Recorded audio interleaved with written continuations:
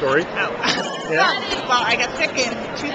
I had liver disease for a number of years, but it never affected me physically. Well, in 2004, I was coming home from a business trip, and I had no idea where I was. I got what's called encephalopathy, which is brain confusion.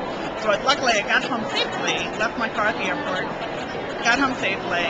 They took me to the emergency. My husband took me to the emergency room, and they said, you know, you have really high liver enzymes. And I'm like, I've been told that before.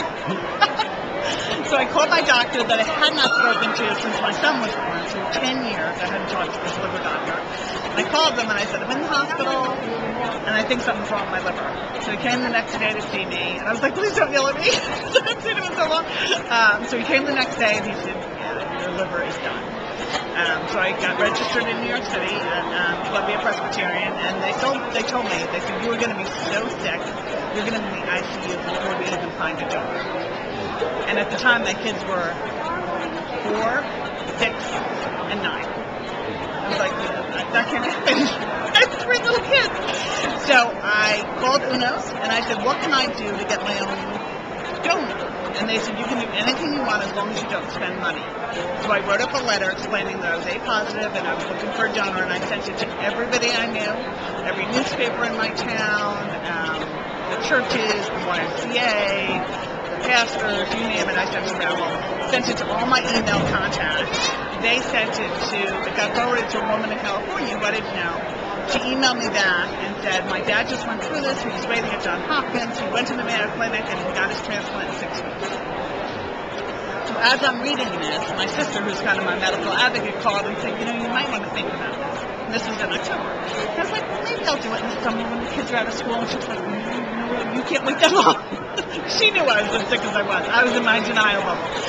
So I hang up the phone with her. The phone rings again. It's friends of mine from college that say, we live in Jacksonville. My wife works at the Mayo Clinic on the transplant floor.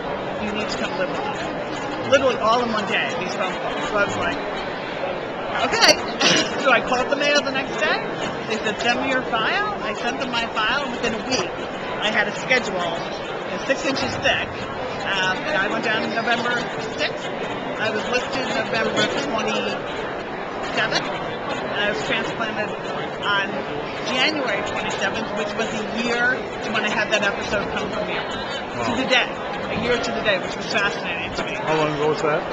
In January 05. Okay. And unfortunately, the first transplant didn't work.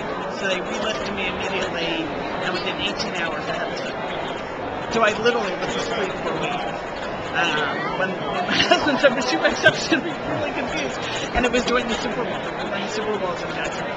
So I had to stay in the ICU longer than normal.